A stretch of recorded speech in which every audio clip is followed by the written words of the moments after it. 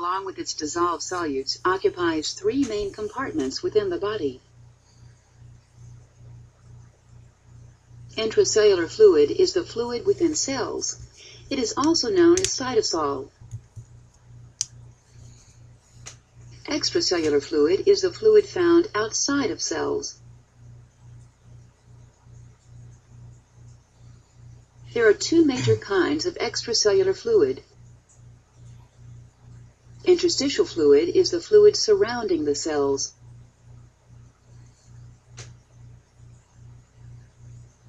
Plasma is the fluid component of the blood.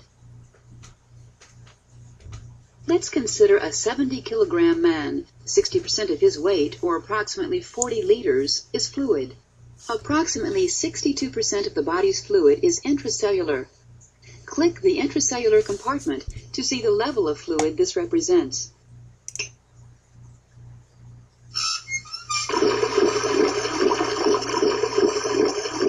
Approximately 30% of the body's fluid is interstitial. Click the interstitial compartment to see the level of fluid this represents. So it's amazing to think that the majority of our fluid in our body is actually within the cells. And then the remainder is the part that's in the interstitial compartments. Approximately 8% of the body's fluid is blood in the plasma. Click the plasma to see the level of fluid this represents.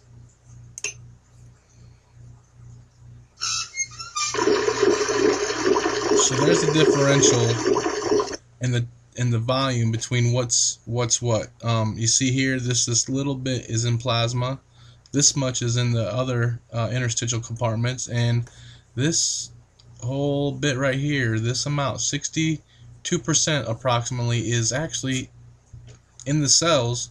The cells are using it to do what they got to do, mostly cellular respiration. Water, fluids, and water primarily is a huge part of that. I want to look at now some of the types of ions and some of the other things that are actually in the fluids. So here we're looking at the composition. We're looking at plasma, this a is typical body fluid. Plasma. The term body fluid refers to the water in the body and all of the dissolved substances, which are also known as solutes. Since the water dissolves the solutes, it is the solvent. So here we see is we got a typical body fluid contains electrolytes, also known as ions. Okay. But here you see we got the chlorine, we got the carbonic acid floating through, which was addressed in several of the slides. We've got glucose floating in there, and all of these are ions and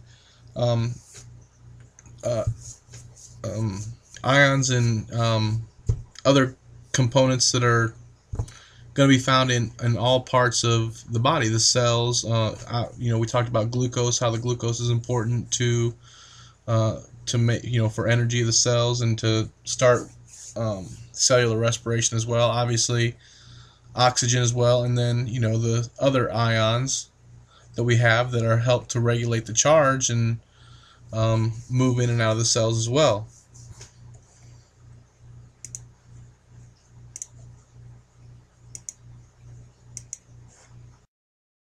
So the key I want to point out here is that these ions and these proteins are considered to be are in all the colloids fluids in when the body. dispersed in body fluids.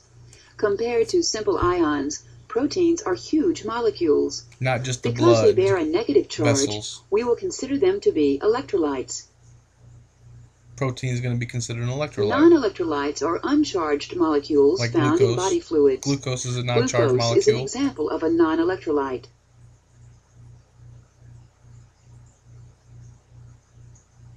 Blood cells do not dissolve in water. They are suspended particles and are not considered to be a part of the body fluid.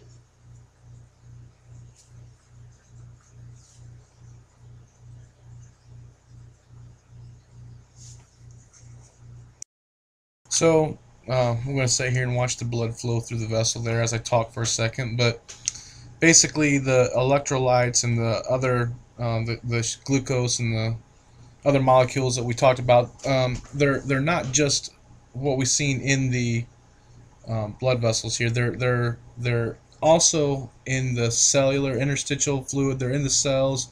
They're in all the fluids of the body. The hose that we seen was a representation of body fluid, not just water, but body fluid. The ions are held in their active state. They are ready to do their work, so to speak, by the water. They're dissolved in it. They're disassociated and held in their active and reactive state. So those are in all. I want to key in on that one more time, that they're in all the body fluid, all the body compartments that we looked at in the previous slide. The interstitial fluid, the intercellular fluid, and in the plasma itself.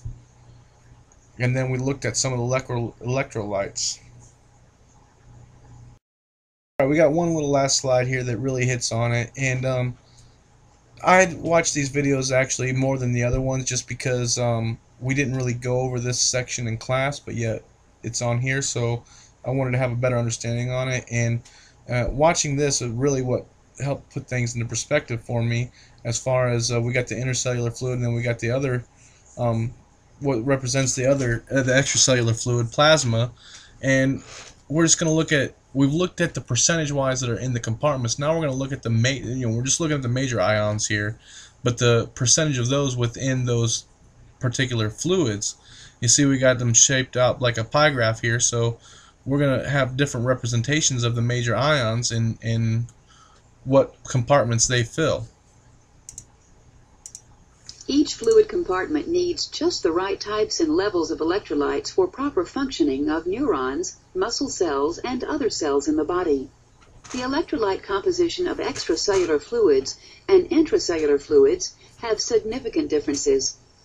Filling in the pie graph will help illustrate these differences.